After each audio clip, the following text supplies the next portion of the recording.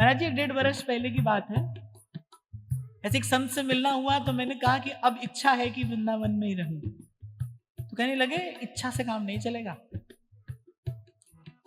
फिर कुछ सेकंड के बाद बोले संकल्प करो, और फिर उसमें कोई किंतु परंतु का स्थान नहीं रहना चाहिए। बोले इससे शुभ संकल्प और क्या हो सकता है। एक बार मन हटाया वहां से फिर नहीं जाना है भाई उस ओर। और अगर इतनी भी योग्यता, इतनी भी शक्ति, इतना भी बल आप में नहीं है, अगर इतने ही निर्बल हो, दुर्बल हो आप, फिर इस मार्ग पर पग मत धरो। भक्ति करे कोई सूरमा, जात वरन कुल खोए। ये मैं आपको हतोत्साहित करने के लिए नहीं, आपको प्रोत्साहित करने के लिए कह रहा हूं, आपकी सोई शक्ति को जगाने के लिए कह रहा हूं। इतने दुर्बल मत बनो, आप मनुष्य हो। मेरे महाप्रभु कह रहे तू बालक नहीं भरो सयानम, काहे कृष्ण भजत नहीं नीके।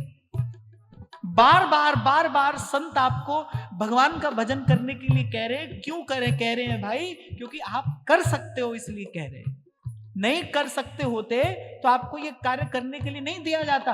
आप कर सकते हो, अपनी संकल्प शक्ति बढ़ाइए। मैं क्यों कहता हूं आपसे बार बार नाम जप करिए, नाम जप करिए। आपकी संकल्प शक्ति बढ़ेगी, आपका आत्मबल बढ़ेगा, आपके जीवन का ओज तेज बढ़ेगा, सात्विकता पवित्रता बढ़ेगी।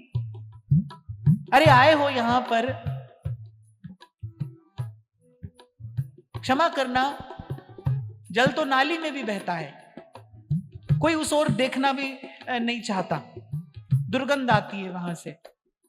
और जल की धारा एक नदी भी बहाती है, उसके किनारे किनारे मंदिर बन जाते हैं। वो जहां से जाती है उस भूमि को उपजाऊ करती चली जाती है। जीवन तो जा ही रहा है भाई, किसी के काम आ जाए, प्रभु के काम आ जाए। किसी के काम क्या आना है, जब सब प्रभु का ही है, प्रभु से ही है, तो प्रभु के काम आ जाए ना। और भक्ति का अर्थ क्या है? भक्त कौन होता है? कौन होता है भक्त? जो भगवान को सुख दे वो भक्त है। श्री रूप गोस्वामी पाद कहते हैं अन्याभिलाषिता शून्यम ज्ञान कर्माद्यनावृतम आनुकूल्येन कृष्णानुशीलनम स भक्तिरुत्तमा।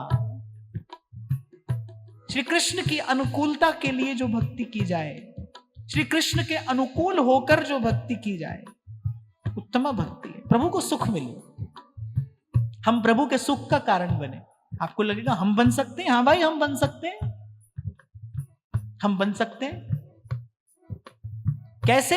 वहां द्वारिका में जैसे किसी ने ब्रज लीला का गान करना शुरू किया, कैसे प्रेमावेश हुआ श्री कृष्ण को, बलराम को। सुभद्रा जी भी संग में थी। उन्हीं का दर्शन तो आज हम श्री जगन्नाथ देव के रूप में करते हैं। इतना सुख मिला प्रभु को, वो सुख का इतना आधिक्य हो गया, इतने प्रेम विह्वल हो गए भगवान, उनका दर्शन आज होता है। देखो तो भक्त होता है भगवान का सुख के नहीं? भक्त को देखकर भगवान सुखी होते हैं, भक्त को सुनकर भगवान सुखी होते हैं। ये जो भक्त गाते हैं, ये जो नरसी गा रहे हैं, किसको सुख मिल रहा है? प्रभु को सुख मिल रहा है इससे। भक्त भगवान का सुख है, भगवान सबका सुख है, भक्त भगवान का सुख है। तो प्रयास करो कि जीवन प्रभु के सुख में लगे, हम प्रभु के सुख का कारण बने। और हमारे आचार्य ने तो जो उपासना पद्धति हमें दी है, उसका मूल ही यही है, प्रिया प्रीतम के सुख के लिए सेवा है, प्रिया प्रीतम के सुखार्थ सेवा है। श्री महाप्रभु जी की उपासना का तो प्राण तत्व तत्सुख सुखित्वम, प्रिया प्रीतम के सुख के लिए सेवा है। शुभ संकल्प करिए भाई, आज से कहेंगे नहीं। कोई कुछ कहेगा तो वापस जवाब नहीं देंगे, कहेंगे नहीं, सह लेंगे। ये भी नहीं कहेंगे ठाकुर जी देखेंगे। नहीं तो व्यक्ति क्या करता है, खुद कुछ नहीं कर पाता है, खुद कुछ नहीं कह पाता है, तो कहता है चलो भगवान देखेगा। ये भी हिंसा ही है, ये भी मैला संकल्प है, ये भी अहित का ही चिंतन है। भगवान से तो अच्छा है आप ही देख लो। अगर आपके मन में ऐसी बात आ रही है ना भगवान देखेगा, तो फिर तो उससे अच्छा मैं कहूंगा आप ही देख लो। क्योंकि जब प्रभु देखते हैं, काल दंडले खाहू न मारा, और जब प्रभु दंड देते हैं तो वो जीव सह नहीं पाता है।